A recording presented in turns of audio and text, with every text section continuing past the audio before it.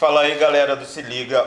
Hoje nosso convidado é graduado em licenciatura plena em Educação Física desde 1998. Ele é professor, escritor e fotógrafo. Nosso convidado de hoje é Caio Lames. Obrigado, meu amigo. Seja muito bem-vindo. Muito obrigado. Prazer estar aqui com vocês.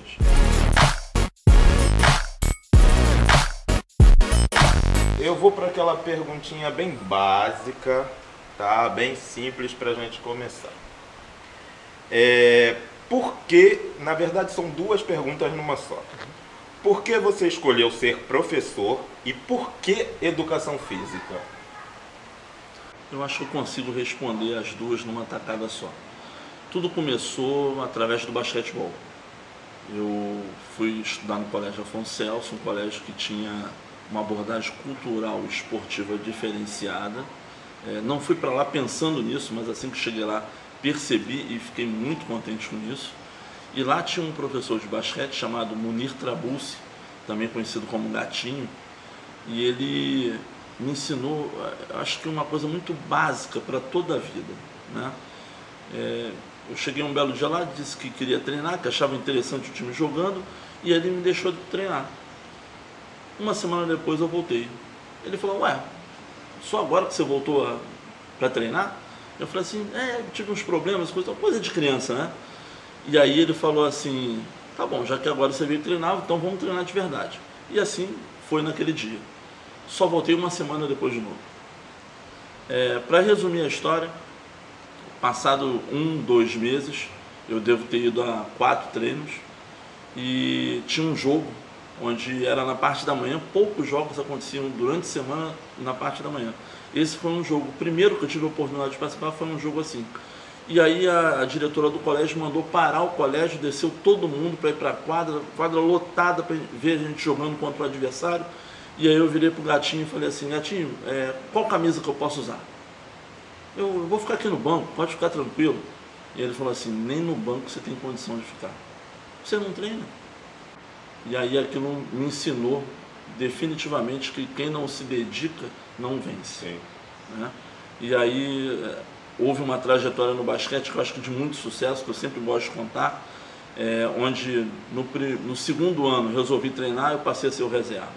No terceiro ano eu passei a ser o titular. No quarto ano eu passei a ser o capitão da equipe. E por ironia do destino, quando parecia que não tinha mais para onde eu ir, no ano seguinte o Gatinho faleceu. E aí eu já era tido como uma pessoa que estava vivenciando muita educação física, foi por isso da educação física, e queria fazer a faculdade no ano seguinte. Então por que não botar o Caio? Naquele ano ainda não existia a regulamentação da profissão, então não precisava ser formado em educação física para poder atuar como professor de educação física. E assim foi a minha introdução na educação física no basquetebol, através do basquetebol. E assim, até hoje você continua dando aula no Lumense, né? A gente viu que você acabou seguindo outras vertentes e, como o Moacir falou, além de professor, também é escritor. Você vai ter que citar o porquê, o que é que te... Mas não agora. Vamos continuar ainda na vertente professor, porque tem mais curiosidades ainda, né? Que uma coisa está puxando a outra, né? Na verdade. E como é o Caio, professor? Excelente pergunta. É mais fácil você perguntar para meus alunos, porque a gente sempre pensa ser uma coisa, mas nós somos aquilo que o olhar do outro nos diz. Né? Então, eu acredito que para muitos eu sou um bruxo enfesado. Aliás, acho que vale a pena citar o nome de um grande amigo conhecido de vocês, o Ariel Coy, né? Que me chamou para fazer um papel agora. Ele falou assim, cara, você vai ser um bruxo muito malvado. Não sei nem se eu poderia falar isso aqui. Pode. Porque vai revelar alguma coisa. Enfim, vou tentar falar o mínimo possível. E ele falou assim, mas pra gente pode, pra gente é furo de reportagem, você acha que a gente não quer? E aí no final ele falou assim, na verdade, mas você tem toda essa aparência de um bruxo muito malvado e vão descobrir que você é outra coisa no final. Aí eu falei assim, pô, Ariel, esse sou eu. Todo mundo me vê como um cara que cobra muito, muito malvado, mas na verdade eu sou aquele cara que no finalzinho, na reta final, ajuda o cara. A não ser aqueles alunos que realmente se dispõem a não aprender. Quem realmente não quer aprender, eu não consigo ajudar. Então, peraí. Então, vamos lá. Professor, Isso. escritor, É. fotógrafo e ator. Não me considero Esse ator. é um lado que muitos não conhecem. Outro furo, hein? Tem que ser, tem que ser. Eu não me considero ator. Eu sou um apaixonado pelo teatro. Sempre que tem alguma coisa em Campo Grande, em termos de teatro, eu estou incentivando, eu compartilho. Eu acho que a cultura do teatro é fantástica para toda a população. E com essa minha paixão, eu acabo me aproximando de muitos artistas como vocês, né? E aí, nessa aproximação, eu conheci o Ariel. Curiosamente, eu conheci o Ariel fora de Campo Grande, em Itaguaí. Uma professora de lá, muito fã dele, falou: você tem que conhecer o Ariel, você tem que conhecer. E hoje em dia a gente é parceiro aí em diversas atividades e tive o prazer de fazer Estrela Amarela com ele. Então já fiz uma participação em teatro, que ele me deu a oportunidade. Mas eu acho que o teatro é uma coisa muito séria. O que você fez em Estrela Amarela? Porque eu assisti. Onde você assistiu? Uma vezinha, assim. Você lembra qual foi o teatro? Foi não lembro. Itaguaí, foi aquele da Pedra? Foi na Pedra. Na Pedra. É. Então, eu era aquele... Curiosamente, eu tinha 22 anos que eu não tirava a minha barba por completo. 22 anos. Ele me fez tirar tudo. Então você não iria lembrar de mim. Com certeza. Eu estava totalmente sem barba. Eu estava 2 anos por causa de Paixão de Cristo. Quando tirei, o pessoal falou: quem é você? Eu falei: como assim? 2 anos só, gente? Nem minha esposa me conhecia sem barba. Então, eu era aquele comandante que matava todo mundo e morria no final. Sei. Muito ruim. Como sempre, muito ruim. Pois é, né? E agora vamos deixar de lado um pouquinho o ator, novamente, mas a gente volta lá. Como professor, você é ex-presidente da Associação de Professores de Educação Física do Estado do Rio de Janeiro.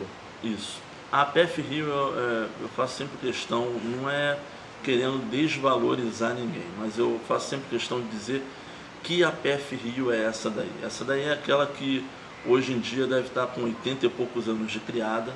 É a segunda instituição da educação física mais antiga no Rio de Janeiro, né?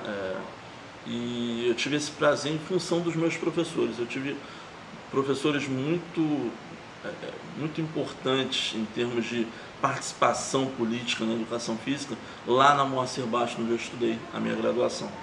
E essas pessoas, delas, a gente pode tirar pelo menos um que foi pessoa que ajudou completamente na criação da regulamentação da profissão. Se a gente pode citar 4 nomes no Brasil, o professor Sérgio Sartori foi uma delas. E o Sérgio foi, na época ele era o presidente da APF, e foi ele que me ensinou todos os passos. Eu comecei como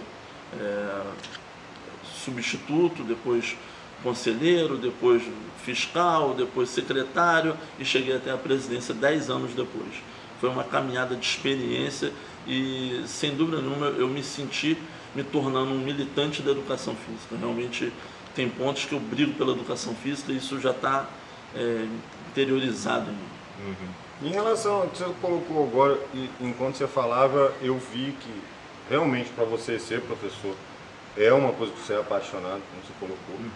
E você colocou a questão da militância, taranã. Eu não vou pegar muito a fundo, nem quero que você pegue muito a fundo, porque o intuito não é esse, politicamente, tá? Mas para você hoje, como é que essa situação que está a educação no país hoje? Você como professor, como é que você se sente vendo cada vez mais a educação sendo sucateada? A educação física, assim como todas as licenciaturas, estão acabando, né?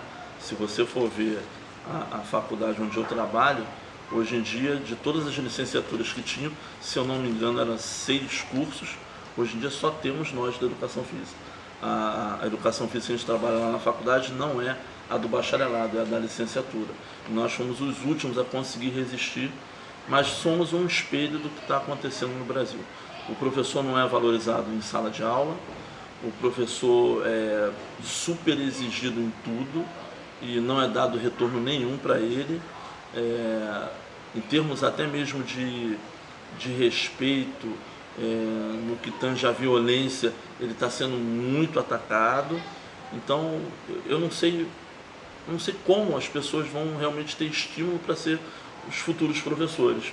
E acabou de sair uma pesquisa, há uns 3 meses atrás, que é muito triste, quando resolveram ver quem serão os novos professores. Então, quem são esses estudantes que estão escolhendo ser professor no futuro?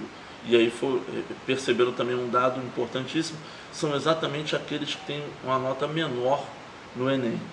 Então, quer dizer, quem vai ensinar no futuro é quem hoje em dia não é dos que mais sabem. Então isso também é uma outra realidade muito triste. O que vai se fazer nesse Brasil? Não sei. Não sei o que vão conseguir fazer. Mas sem dúvida nenhuma, é uma situação que, para ser revertida, é necessário consciência daqueles que nos representam. Se eles não tiverem consciência, e às vezes eu tenho dúvida do quanto eles têm essa consciência, não vamos chegar a lugar nenhum. Isso vai continuar ainda por muito tempo. Até porque uma mudança dessa não é de um ano para o outro. Sim. Para consertar realmente esse estrago que vem sendo feito e tem piorado realmente na educação, vai ser um pouco mais complicado. E quem é Caio Lames? Caio Lames é uma pessoa apaixonada por Campo Grande, que acredita ter uma história realmente enraizada aqui. Tudo começou com meu bisavô, Daniel Lames,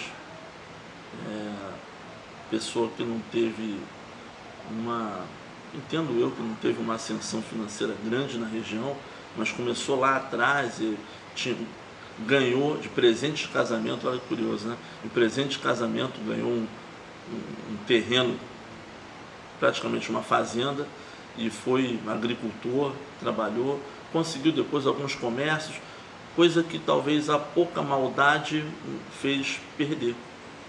Mas uma pessoa que sempre trabalhou em prol da região. E eu acho que eu acabei adquirindo muito dessa genética no meu bisavô. Assim como adquiri muito da genética do meu avô, filho dele, em termos de honestidade. Então, também não acredito em ninguém que cresça da noite para o dia. É de grão em grão, é de pouquinho em pouquinho, é batalhando muito. Mas é uma pessoa que olha para Campo Grande com muito carinho. Essa minha fala, é importante dizer, que não é uma fala política, eu não penso em nenhum momento ser político, mas talvez colaborar com alguém que queira realmente melhorar a nossa região. Agora, eu mesmo sou um apaixonado por Campo Grande. Eu acho que isso me define muito bem.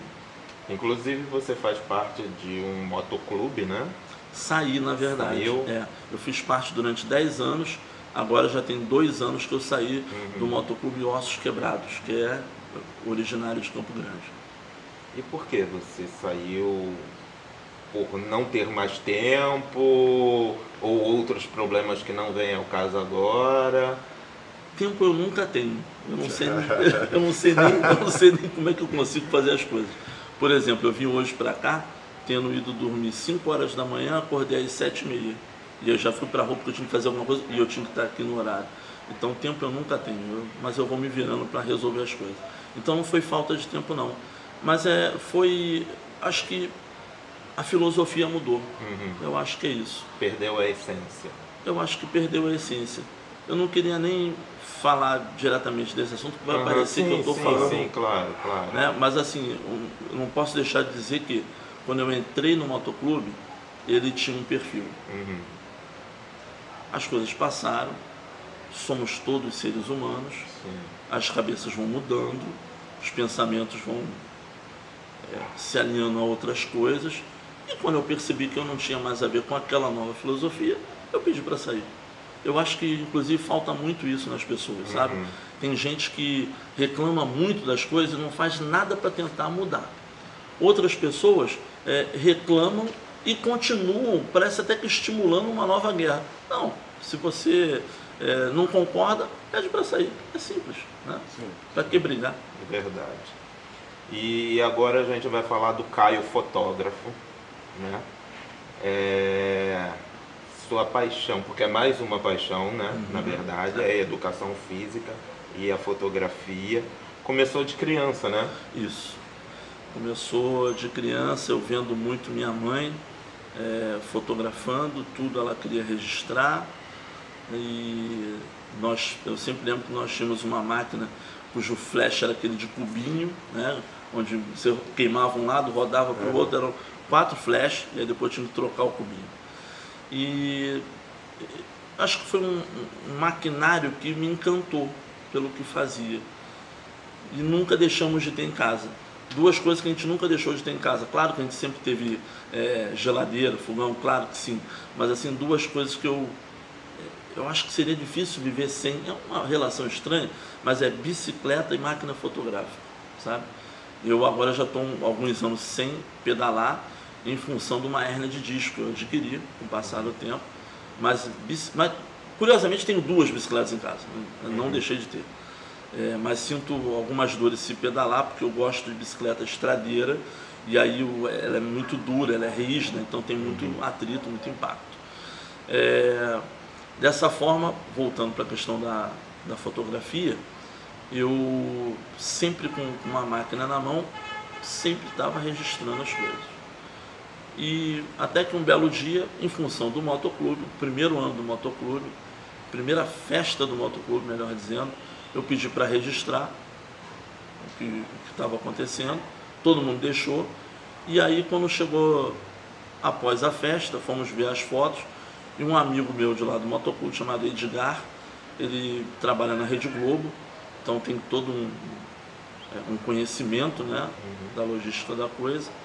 E aí ele falou assim: pô, cara, você tem fotos muito boas, por que você não faz um curso? Você vai aprimorar muito mais isso. Eu falei assim: eu não penso em viver da fotografia. A fotografia para mim é amor, a fotografia para mim é realização de poder registrar uma imagem, poder eternizar ela, mas não penso em fazer curso, não é, nem tenho tempo para isso.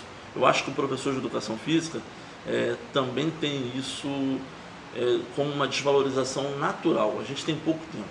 A pessoa que realmente quer trabalhar na educação física, ela consegue vários empregos. Se a pessoa não for ruim, ela consegue vários empregos. Mas assim, isso torna-se uma correria, porque nenhum paga muito bem. Isso é uma realidade. E aí com isso, você nunca tem tempo para as coisas. Bom, o tempo passou, melhor dizendo, 8 anos passaram depois disso, e aí eu já estava numa outra condição melhor. Falei assim: eu vou fazer um curso para ver como é que é isso. Fiz o curso, fiquei apaixonado. Fiz outro curso, não parei de fazer curso, e aí queria ver as diferenças na fotografia, né? E chegou um momento que eu falei: eu tenho que comprar uma máquina profissional. Eu preciso realmente ter um equipamento de maior qualidade, porque é isso que eu estou buscando quando eu faço curso, né? Melhorar a qualidade do que você está registrando. E assim eu fiz, comprei uma máquina melhor, comprei uma lente melhor e continuei fotografando, só que aí cobrando em algumas situações. A situação que mais me ocorreu, que mais me agradou, foi festa infantil. Curiosamente, 15 anos de casamento eu não gosto de fazer. Acho que é uma responsabilidade, diferenciado, se lida muito com um sonho da pessoa, que às vezes a pessoa mesmo não sabe nem o que está sonhando, ela descobre depois. Quer dizer, como é que tu vai adivinhar isso? Claro que se você for um excelente profissional, você vai saber fazer uma fotografia muito boa, mas e se não for o que ela espera? Sim. Então eu não me permito trabalhar com fotografia se eu não acreditar que eu vá agradar. É um luxo que eu me dou, sabe?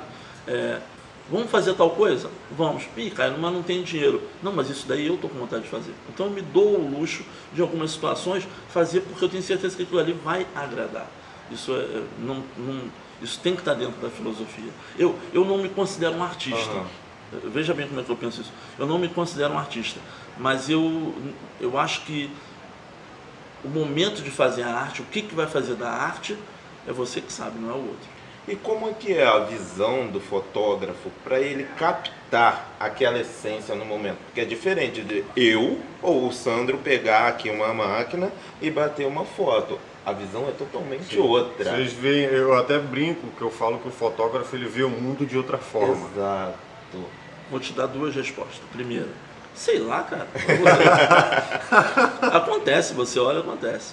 E a segunda resposta é: com os cursos você vai aprimorando, você vê que isso também é uma técnica. Você olha para uma situação, você imagina vários ângulos. E aí você já se coloca naquela posição porque você sabe que naquele ângulo é que vai dar as fotos. Em outras situações você olha um cantinho que ninguém olhou e fala, e aquilo ali dá uma foto. Enfim, você vai treinando o seu olhar. Por isso que logo que eu comecei, um fotógrafo, Rogério Fiocchi, ele falava assim para mim, Caio, comprou a primeira máquina profissional? Beleza, agora começa a tirar fotografia direto. Eu falei, não, pô, ainda mais que você já me ensinou que bater muita foto desgasta a máquina, e isso daí vai ser caro para mim, né? Como é que eu vou sair batendo? Mas o Rogério estava certo. Quanto mais fotos você tirar, mais você vai aprimorando o teu olhar. Existe um treinamento que é diário, que é o tempo todo, que vai acrescentando o tempo todo. Em relação, só para tirar uma curiosidade com ele, Moacir, em relação a essa questão da percepção, estou absurdamente colorido, isso que você já percebeu. No teu caso do Caio, tá? Esquece a profissão fotógrafo. O Caio fotógrafo prefere mais colorido ou menos colorido? Eu, por exemplo, sou apaixonado por foto preto e branco, por isso que eu estou te perguntando. Inicialmente eu não penso muito nisso. Eu acho que a foto é feita e depois você imagina se ela ficaria melhor preto e branco. É assim que eu penso, tá? Posso até estar super errado.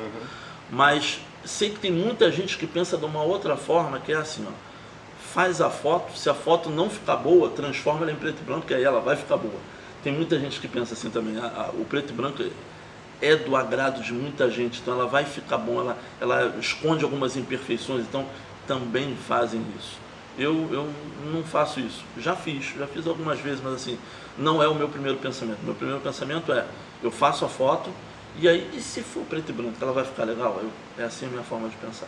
No teu caso não tem uma preferência realmente de ser a foto preto e branco ou foto colorida, para você não faz diferença? Não tem, eu adoro foto preto e branca, mas eu não penso assim não. Primeiro eu penso em captar aquele ângulo, aquela luz, é a primeira coisa que eu penso. Que inclusive quando você vai fazer algum tipo de foto, algum modelo, alguma coisa, você não gosta muito do tradicional, né? Você pensa no diferente. Isso. Que eu vi no Facebook até, você fez umas fotos bem exóticas, né? Bem diferentes. Fala um pouquinho pra gente a respeito. A gente acabou de fazer um ensaio com a Alice. Isso é uma modelo maravilhosa. Se vocês forem ver, ela tem...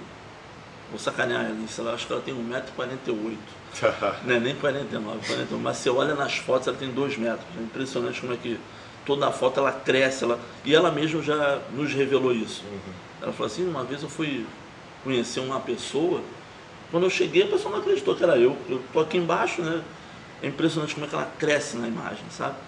E ela me propôs um ensaio que eu gostei muito, que tem a ver com paganismo. Quem é que fotografa o paganismo, né?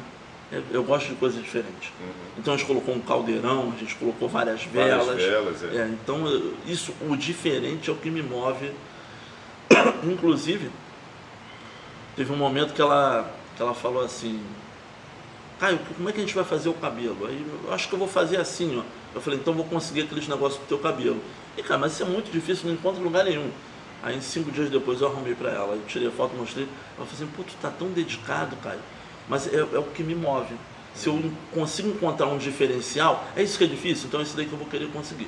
Então isso é uma coisa legal para fotografia. A iluminação, ela influencia muito, né? Eu vou tirar da minha pessoa, ó, você vê, moreno, quando eu vou fazer minhas fotos, eu clareio, eu fico claro, sabe? Tudo bem que assim... eu tenho uma mistura do negro com o branco, mas assim, eu fico totalmente claro. As pessoas não acreditam que sou eu, as pessoas perguntam se é Photoshop, e não é. Então a iluminação, ela influencia muito, né, em determinadas fotos, não é isso? Eu acho que assim, existem, eu chamo de estilo de foto, acho que eu falo isso errado. A maioria dos fotógrafos não falam dessa maneira, mas a minha forma de falar é essa. Eu acho que existem estilos de foto. Uma foto mais subexposta, uma foto mais com uma luminosidade diferenciada, uma foto que tem muito desfoque, uma foto que, mesmo que não tenha pôr do sol, você coloca lá inclui um pôr do sol. Então, quer dizer, existem estilos de foto. E é por isso que eu sempre, que a gente vai fazer um ensaio, eu falo assim, mas que tipo de foto você quer? Porque, por exemplo, você me falou que você fica muito claro. Eu posso colocar você super escuro. Ou posso colocar você na sua tonalidade. Mas qual é a foto melhor? Não, é a que você achar que é melhor. Sabe? Então, a luz é tudo. Sem dúvida nenhuma, a luz é tudo. Seja no ambiente fechado ou no ambiente aberto. O que eu mais gosto de fotografar é no ambiente aberto e numa sombra. Eu não gosto do sol direto. De certo modo tem até alguma certa dificuldade, porque tudo que você não treina você vai criar uma dificuldade. Mas a sombra, às vezes a pessoa até se assusta. Ela fala assim, caramba, mas eu achava que para foto ficar boa tinha que ter o sol. Não, se o tempo estiver nublado, porque o que é a luz para a gente? A luz para a gente é poder ter o controle.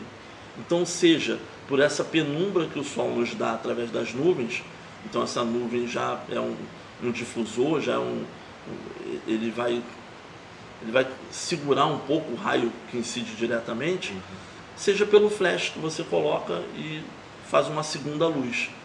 Então eu te pergunto, será que é mais fácil ou mais difícil fazer uma segunda luz quando o sol está direto em você do que quando o sol está suavizado? Né? Então obviamente que nenhum flash vai ser tão potente quanto o sol direto. Sim.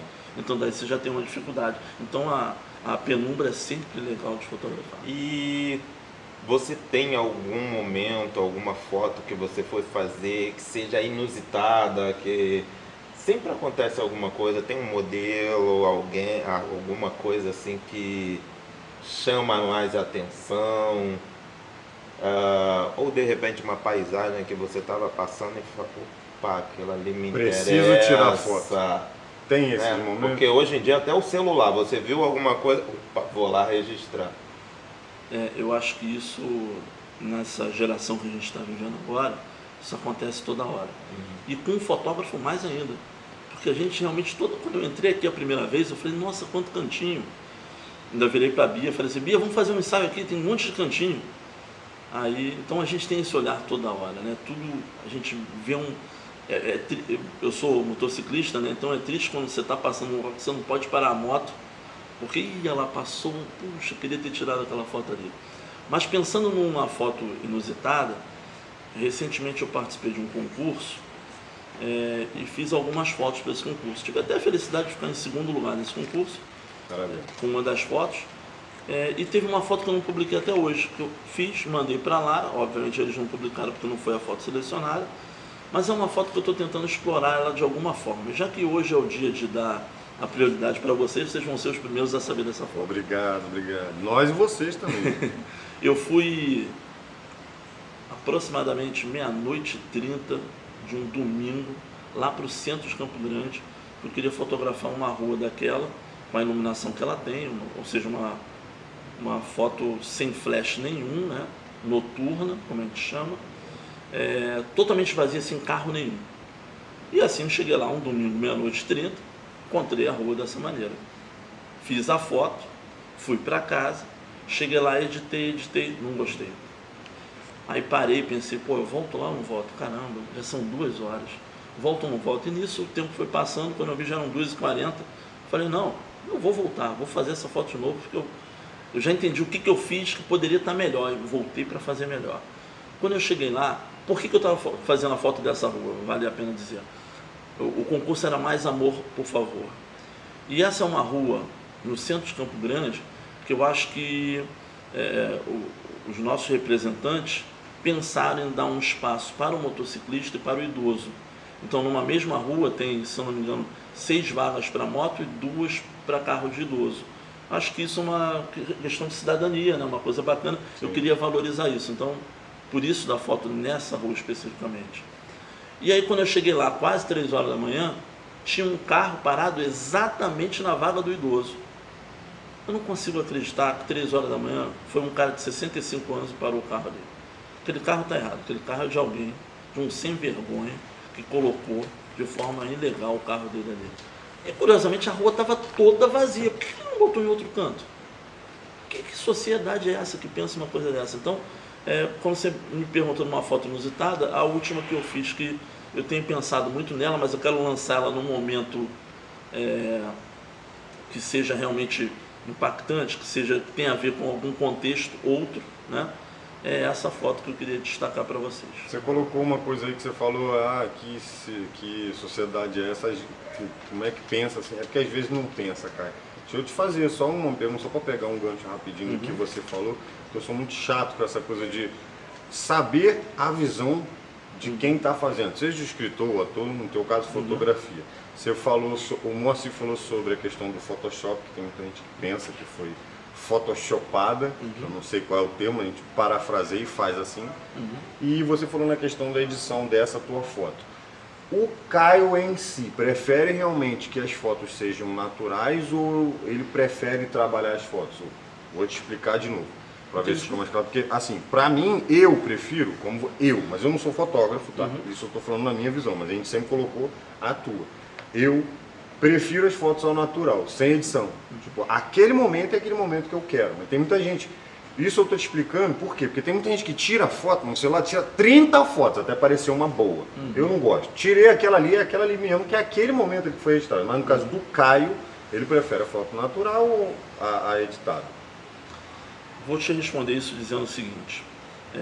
Quando as máquinas começaram a ser digitais, a primeira coisa que eu pensei, já sendo um apaixonado por fotografia naquela época, mas sem ter o menor olhar profissional, a primeira coisa que eu pensei foi assim: acabou a fotografia, né? Porque a magia de se colocar um filme, de tentar fazer o melhor possível, e aquilo, o que saiu foi o melhor possível que você conseguiu, e não tem retorno, eu falei, agora vai ter retorno toda hora, perdeu a graça, acabou a fotografia. Então o Caio já teve essa visão. Mas aí a gente estuda por aqui, caminha por ali, começa a pensar de outra forma. Então, eu que tinha tudo para rejeitar o Photoshop, hoje em dia eu uso ele, mas com muita moderação. Eu acho que esse é um segredo da coisa. Tem um filme chamado Tolerância, com a Maite Proença, bem antigo, né? Esse filme não é de hoje não. E que o cara lá na edição, ele usa um termo que eu nunca mais esqueci. Nessa época eu nem pensava em fazer fotografia profissional, mas eu nunca mais esqueci. Ele fala assim: eu estou aqui editando essa bunda, mas olha, essa bunda aqui é o seguinte, nem ela vai reparar o quanto ficou boa essa bunda. Eu falei, o que ele está chamando de nem a pessoa que tem a bunda vai reparar no que ele está mexendo? É a coisa sutil, né? Isso é a coisa sutil. Então, todo mundo que eu acho que mexe no Photoshop e exagera muito, aquilo ali não é a fotografia. Está muito longe de ser a fotografia. Então eu acho que eu já consegui atingir isso daí. Eu nem sei, eu não sou aquele cara que sabe tudo de Photoshop não. Eu acho que o pessoal fala assim, caramba, como é que você fez isso daqui? Eu falo assim, né? Já aprendi mais uma coisa no Photoshop. É muito natural, mas assim, tá vindo com os anos, não estava sendo programado. Eu não fiz um curso de Photoshop, né? Então, eu já fiz modelações e cor que a pessoa olhou e falou assim, nossa, que legal, ficou bacana, mas ninguém falou assim, esse corpo não é o meu. Então eu acho que isso tem que acontecer. A gente não pode nunca pecar pelo excesso com o uso do Photoshop, nunca. Sim. E assim, o nosso tempo está acabando, mas nós ainda vamos falar rapidamente, é claro, sobre o Caio escritor. Você escreveu livros e capítulos de livros como Questões do Esporte, coletivo de autores, né? Mas teve um que me chamou a atenção, que foi Papai e Mamãe, o que é ética? Você poderia dar uma pincelada pra gente a respeito? Esse livro, sem dúvida nenhuma, é um dos queridos que eu tenho, porque ele é a prova real de uma coisa que a gente escuta muito falar por aí, mas nem sempre a gente consegue um exemplo realmente que aconteça dessa forma, que é, o professor não é o detentor da verdade, né? O professor está ali o tempo todo para poder interagir com o aluno e inclusive saber interagir com o aluno.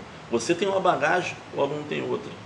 E ao somatório disso é que acontece as maravilhas. E aí a primeira disciplina que eu comecei a trabalhar na faculdade, na época, foi a chamada ética profissional, exatamente para o profissional de educação física, era uma matéria muito específica para a educação física. Então, com o conhecimento paralelo que eu tinha das questões éticas, das questões da antropologia, então eu dizia muito para meus alunos que era fundamental era fundamental que essa ética fosse aplicada principalmente nas crianças. Não adianta você tentar ensinar ética para um adulto que já está cheio de vício errado. O cara não vai mudar. Um adulto já não tem mais ética. Já não tem mais ética. Então é muito... A ética tem que ser trabalhada para a criança. E aí um belo dia um aluno virou para mim e falou assim: tio Caio, mas eles me chamam de tio Caio, é quase uma obrigação, eu obrigo eles a me chamar de tio Caio. Isso é um barato, porque na faculdade a gente tem aluno de 60 anos, né? E a gente se encontra no mercado por aí, ô tio Caio! Aí a pessoa não entende nada, o cara de 60 anos me chamando de tio Caio. Isso sempre foi assim. E aí, tio Caio, você fala tanto que ética tem que ser para criança, mas eu não vejo livro nenhum de ética para criança. Por que você não escreve um livro de ética para criança? Naquele momento, eu que já dava aula de ética profissional há 3 anos, me senti um idiota. Eu falei assim, meu Deus, como é que eu nunca pensei nisso? Meu filho, muito obrigado, é isso que tem que ser feito, eu vou fazer isso. Então, não vou me esquivar dessa tarefa que você acabou de me passar, vou fazer. E aí saiu o Papai e Mamãe, que é ética. A gente fez uma abordagem de Campo Grande. Esse livro ganhou um prêmio muito interessante pelo Simpro. Na época o Simpro lançou uma campanha e aí os 10 livros mais votados iriam para a Bienal. Eu acho que a gente ficou em 7º lugar, foi muito legal. Mas eu não considero esse livro um livro com uma escrita excelente, porque eu me obriguei a escrever ele para um propósito. Então eu acho que o texto dele não é bom não, mas ele atende um propósito que eu queria colocar como desafio para as pessoas. Qual foi o propósito? Em que todas as frases tivessem uma reflexão ética. Então, em um determinado momento, eu olhava para a minha turma e falava assim, onde é que tem a ética aí nesse livro? Aí o pessoal falava, tem isso, tem isso, tem isso. Eu falei, pois a ética está em tudo, tem um monte de coisa que vocês ainda não perceberam. Então, esse livro tem essa coisa que me agrada muito. E agora, para a gente finalizar mesmo, eu só quero que você fale a respeito de uma obra que ainda está sendo escrita, né? Isso. Que você conta com algumas parcerias. Isso. Nós estamos programando agora um livro para fazer uma reverência a Campo Grande, já que eu sou um apaixonado por Campo Grande, né? Nada melhor que nesse momento da minha vida profissional poder tentar contribuir com um olhar que eu tive que me fez pensar o seguinte: nós tivemos nomes da música em Campo Grande que realmente foram nomes de expressão nacional. Não é nem só do Rio de Janeiro, eles cresceram muito na época, serviam de referência para vários outros cantores. E com isso, eu acho que não é à toa a quantidade de cantor que a gente tem em Campo Grande hoje em dia. Então é aquilo que é construído lá atrás e repercute até os dias de hoje. Quantas companhias de teatro nós temos hoje em dia em Campo Grande? Mas não é à toa. O professor Odir Ramos trabalha a questão do teatro há décadas, né? É um escritor, inclusive, super premiado na sua literatura. Então não é à toa, essas pessoas lá do passado não podem ser esquecidas. O quanto o professor Moacir Bastos trabalhou pela educação e a cultura da região. Então, o livro é resumido em 11 capítulos, onde inclusive eu estou me dando ao luxo de escrever um deles, que é exatamente sobre a história da educação física em Campo Grande. Faço uma homenagem a 50 professores da década de 40 até os dias de hoje que se destacaram. Eu tenho certeza que isso vai dar uma zebra danada, vai ter um monte de gente me xingando. Pô, mas eu merecia estar lá, pô, o fulano está lá e eu não estou. Como assim eu não estou? Mas houveram critérios, né? Eu coloquei critérios e a gente está tentando seguir isso daí. A pessoa que infelizmente não foi citada não pôde estar ali no livro. Eu não fiz isso sozinho. Vai que de repente tem uma segunda edição, né? Exato. Então vou te contar também. Olha só, ele ele arranca tudo, rapaz. Não vou nem chamar de segunda edição, mas eu estou, em função da proporção que a coisa tomou, eu estou pensando em escrever um livro só sobre a história da educação física de Campo Grande. Porque eu estou tendo cuidado de falar muito realmente sobre a educação física de Campo Grande e não o esporte de Campo Grande.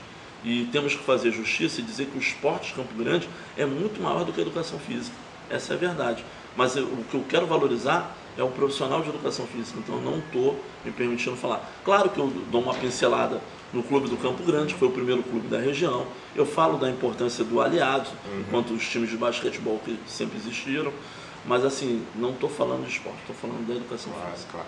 Infelizmente o nosso tempo já se esgotou, Caio. Aqueles momentos que a gente sempre faz, não tem jeito. Pois é, né?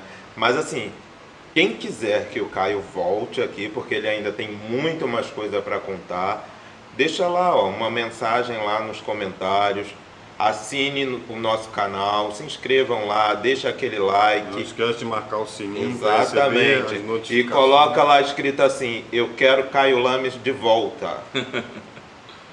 Caio, muito obrigado. Foi um prazer. Obrigado, Caio. Professor, escritor, ator, candidato a governador do Mentira. Obrigado mesmo. Eu te agradeço. Muito obrigado pela honra. E foi realmente um prazer estar podendo participar com pessoas sérias e que lutam também pelo nosso bairro. Eu tenho certeza que vocês fazem isso. E até a próxima, galera. Não esqueçam, hein? Deixem lá nos comentários. Queremos Caio, #queremos Caio de volta, ok? E até a próxima.